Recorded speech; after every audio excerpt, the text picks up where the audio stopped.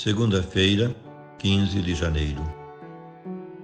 Meu querido irmão, minha querida irmã, estamos entrando na sua vida e muito gostaríamos de entrar no seu coração para aí semear a palavra de Deus, que é sempre a grande orientação para a nossa vida. Nessa segunda-feira da segunda semana do tempo comum, a liturgia nos apresenta o Evangelho de São Marcos, capítulo 2, versículos de 18 a 22.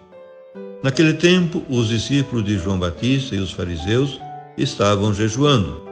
Então vieram dizer a Jesus: por que os discípulos de João e os discípulos dos fariseus jejuam e os seus discípulos não jejuam?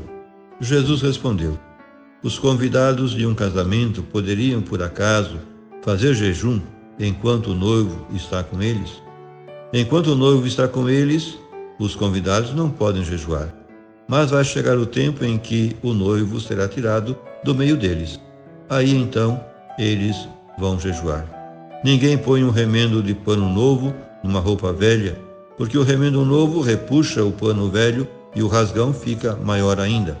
Ninguém põe vinho novo em odres velhos, porque o vinho novo arrebenta os odres velhos e o vinho e os odres se perdem. Por isso, vinho novo em odres novos. Meu querido irmão, minha querida irmã, a cena evangélica de hoje contém duas partes, estando a segunda em função da primeira. Isto é, as duas breves parábolas ou comparações do pano e do vinho novos vêm esclarecer a resposta de Jesus sobre a pergunta apresentada acerca do jejum e afirma então a novidade radical do Evangelho. A pergunta dirigida a Jesus: por que os seus discípulos não jejuam? Tem um fundo polêmico.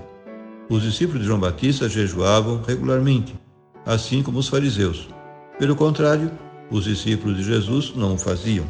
Reflete-se no texto uma prática mitigada do jejum na igreja primitiva.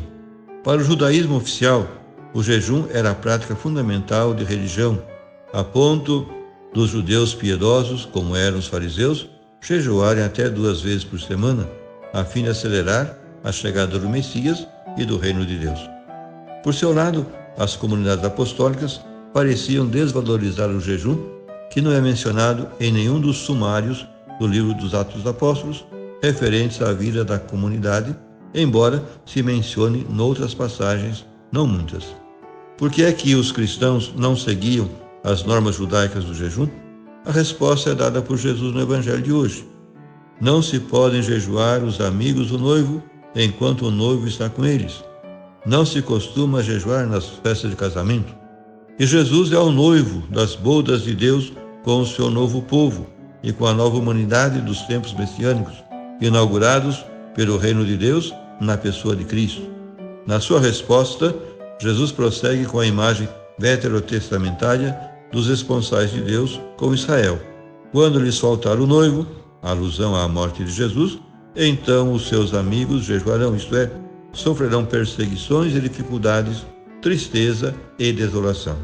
Estabelecido o princípio, enquanto o noivo está com eles, os seus amigos não podem jejuar, Jesus esclarece-o com 2 parábolas, tão curtas em palavras como longa em alcance e aplicações.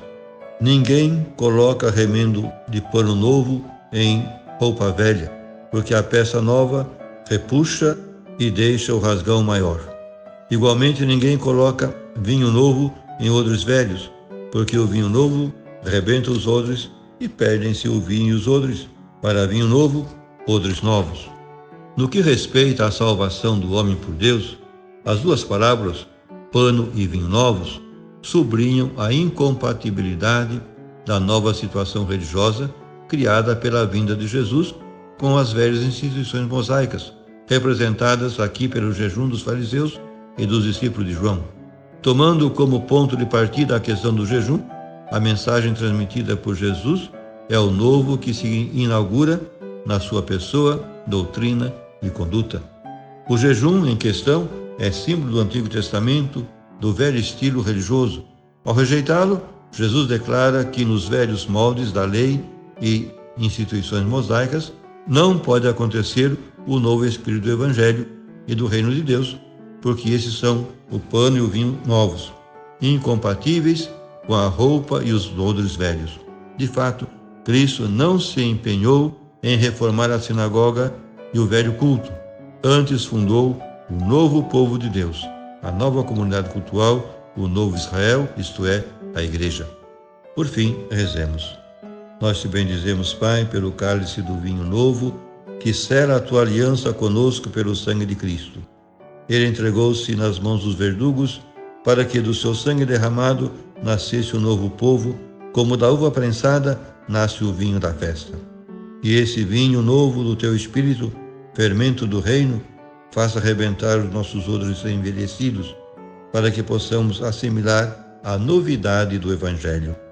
Concede-nos, Senhor, movermos-nos com a fiel liberdade que dão o amor e a amizade contigo. Amém.